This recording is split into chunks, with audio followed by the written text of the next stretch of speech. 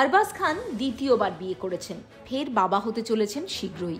তবে আরবাজের সঙ্গে বিবাহ বিচ্ছেদের পর আর বিয়ের পিঁড়িতে বসেননি মালাইকা। মাঝে কিছুদিন অভিনেতা অর্জুন কাপুরের সঙ্গে সম্পর্ক ছিলেন তিনি।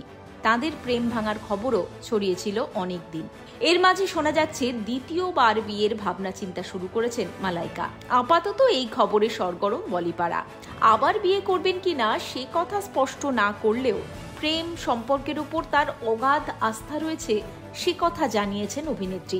সম্প্রতি এক সাক্ষাৎকারে অভিনেত্রী বলেন, কেউই চায় না নিজেদের কোনো সম্পর্ক শেষ করে দিতে, আমিও চাইনি বিয়ে ভাঙতে, কিন্তু সব সম্পর্কের ভবিষ্যৎ যে সুখের হবে তা নয়। কিন্তু সেই জন্য ভালোবাসার উপর আমার আস্থা হারায়নি। অতীতে আরবাজের সঙ্গে সম্পর্ককে ভুল তকমা দিতে রাজি নই আমি। তার এই মন্তব্যের পরেই অনেকের প্রশ্ন, তবে কি দ্বিতীয়বার বিয়ের পিঁড়িতে বসবেন মালাইকা? সেই উত্তর যদিও পাওয়া যায়নি।